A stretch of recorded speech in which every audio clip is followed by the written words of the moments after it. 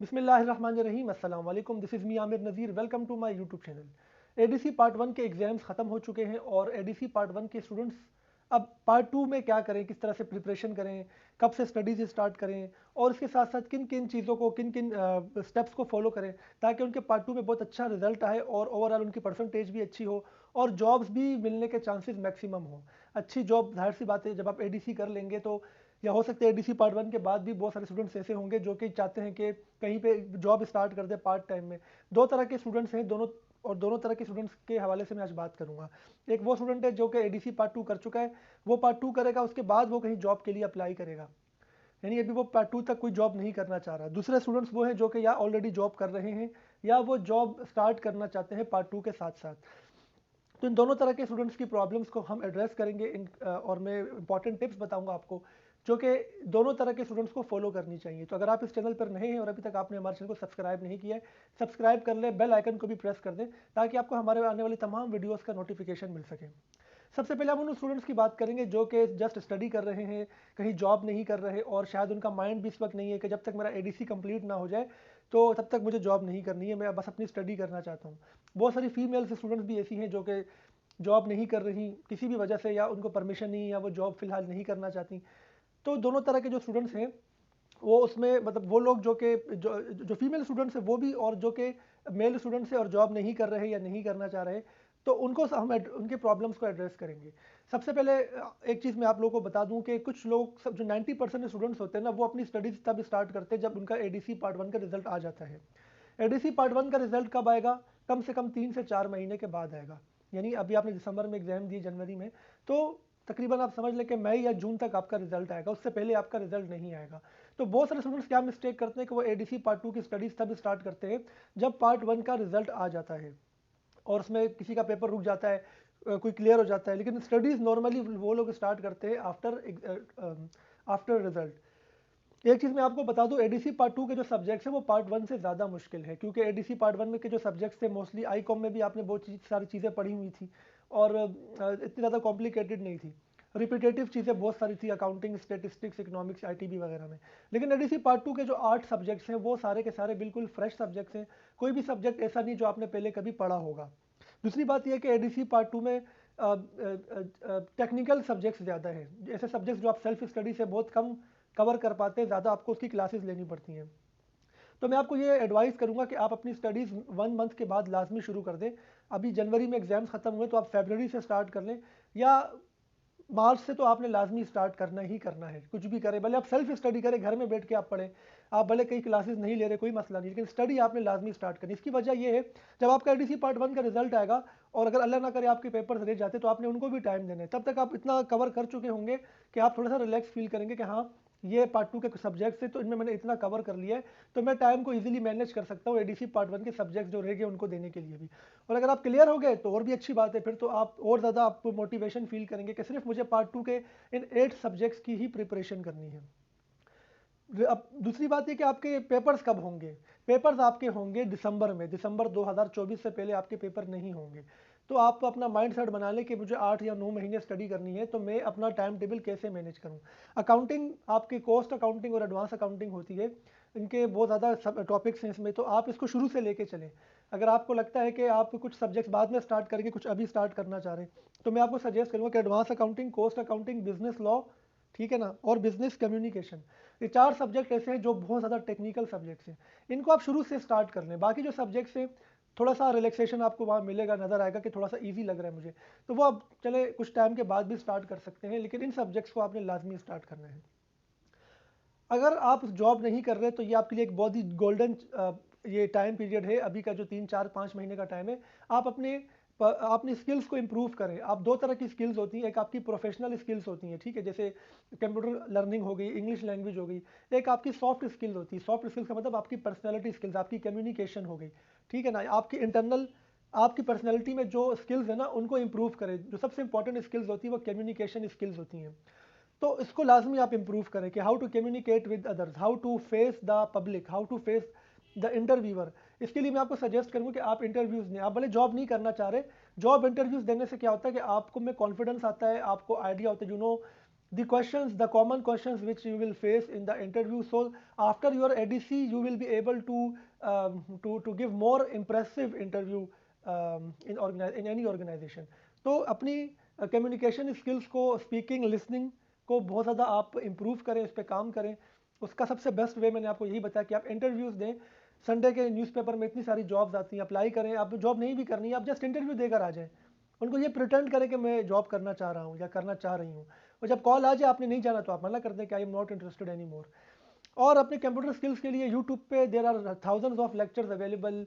DigiSkills.pk पर free में courses करवाते हैं। गवर्नर हाउस वाले भी IT के कोर्सेज करवा रहे हैं। इनको लाजमी आप करें, वो कोर्स करें जो आपका फोकस हो, मेन जो आप जिस फील्ड में जाना चाह रहे हैं इन फ्यूचर। सबसे पहले तो आपने अपने MS ऑफिस को इंप्रूव करना है, अच्छा करना है, समझना है MS word, MS excel, power point को, क्योंकि आपके पास बहुत सारा टाइम है। आप अगर जॉब नहीं कर रहे, इवन कि अगर आप सुबह टीचिंग कर रहे हैं किसी स्कूल में, फीमेल्स बहुत सारी टीचिंग कर रही होती हैं स्कूल में, वो भी इन चीज़ों पे काम करें, क्योंकि उनके पास भी इनफ टाइम होता है कि वो मैनेज कर सकते हैं, क्योंकि स्कूल के आवर्स कम होते हैं, घर के काम होते हैं, ठीक है, लेकिन ऑब्वियसली आगे बढ़ना है तो थोड़ा सा कंफर्ट जोन से बाहर आना पड़ेगा।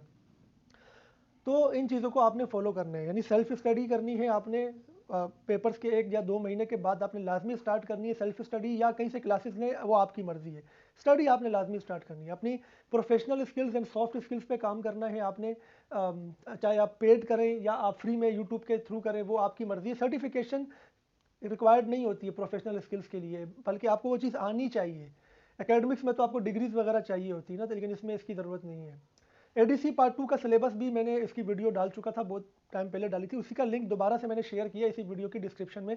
अगर आप ADC पार्ट 2 का सिलेबस डाउनलोड करना चाहते हैं तो इसी वीडियो की डिस्क्रिप्शन से डाउनलोड कर सकते हैं। जब रिजल्ट आएगा तब क्या करना है, जिनके पेपर्स हो जाएंगे फिर उस पर इंशाल्लाह डिटेल में बात करेंगे। अब हम बात करते हैं उन स्टूडेंट्स की जो ऑलरेडी जॉब कर रहे हैं, ऑलरेडी 9 to 5 की जॉब कर रहे हैं, या कोई स्कूल वगैरह में जॉब कर रही हैं, फीमेल्स मोस्टली शाम में भी टीचिंग्स वगैरह कर रही होती हैं।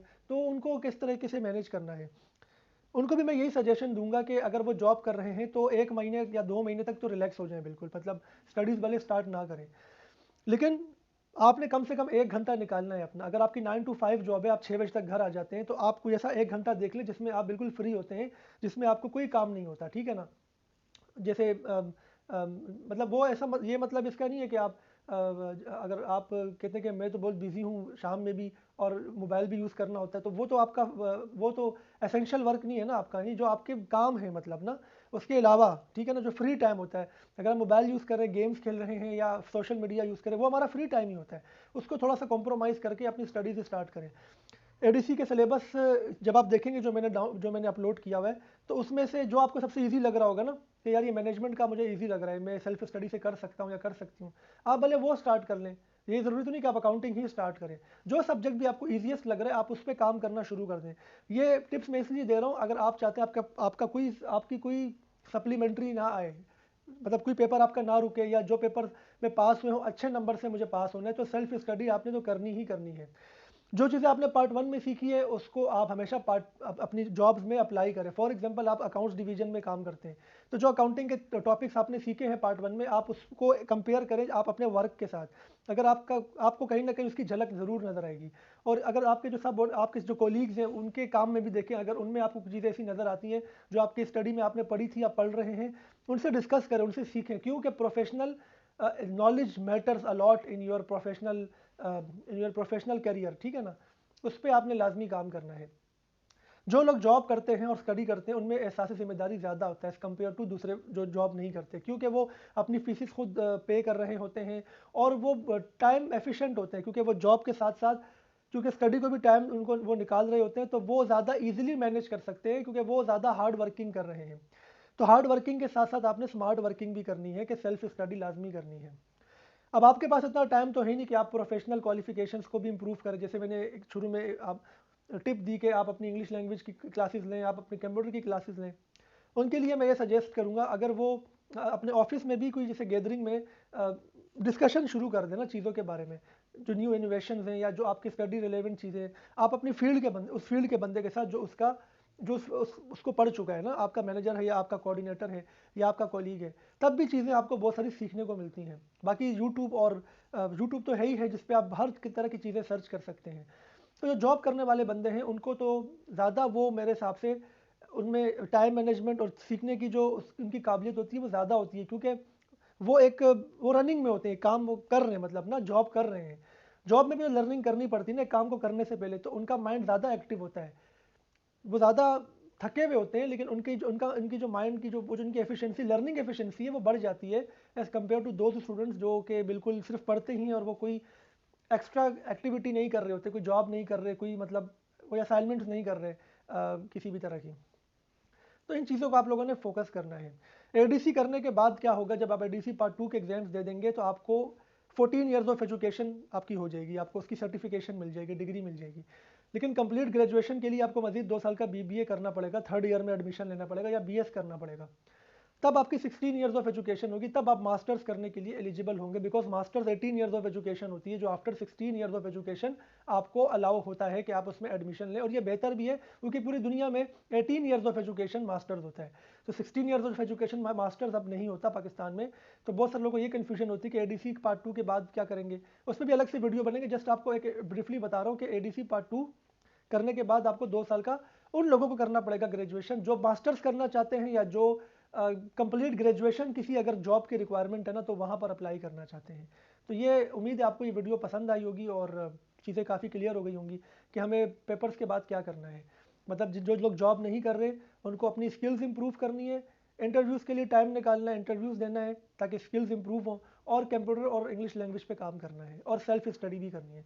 जो लोग जॉब कर रहे हैं उनको भी सेल्फ स्टडी तो करनी है, अपनी गैदरिंग में जहाँ पे जॉब कर रहे हैं वहाँ पर देखना है कि जो मैंने पढ़ा है क्या वो वहाँ पे अप्लाई हो रहा है, नहीं हो रहा तो आप अप्लाई करने की कोशिश करें। और अपने कॉलीग्स के साथ, अपने बॉसेस के साथ, जिनके साथ आप फ्रैंक हैं और जो इस फील्ड के लोग हैं, यानी जो आपके एडीसी बीकॉम की फील्ड जो पढ़ चुके हैं, ठीक है ना, उनसे बैठ के डिस्कशन करें, यार ये चीज़ मैंने पढ़ी थी तो ये तो ऐसे होती है यहाँ पे, क्यों होती है, ठीक है, ये डिफरेंट क्यों है यहाँ पे। इन चीज़ों को वो वहाँ स्टडी कर डिस्कस करें और समझें चीज़ों को।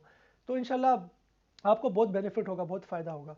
और अपने सीवी को लाजमी अपडेट करें। एडीसी पार्ट 1 के एग्जाम्स हो गए, पार्ट 2 में आप आ गए, तो एडीसी पार्ट 1 का आप ज़रूर हवाला दें कि वो आपने उसके पेपर दे दिए हैं या आप एडीसी पार्ट 2 कंटिन्यू कर आपने किया हुआ है। तो अपनी सीवी को लाजमी अपडेट करें, चाहे वो जॉब करने वाले बंदे हैं या जो जॉब नहीं कर रहे वो। तमाम लेक्चर्स आपको अवेलेबल हैं इस चैनल पे, और जितने भी गेस्ट पेपर्स हैं वो भी मिलते रहेंगे। चैनल को ज़रूर सब्सक्राइब कर लें और बेल आइकन को भी प्रेस करें। और अगर आपको ये वीडियो पसंद है इसको लाइक करें, उनको इसको शेयर भी करें अपनी गैदरिंग में, ताकि लोगों को मैक्सिमम बेनिफिट हो। तो नेक्स्ट वीडियो में आपसे मुलाकात होगी, अपना ख्याल रखिएगा, अल्लाह हाफिज़।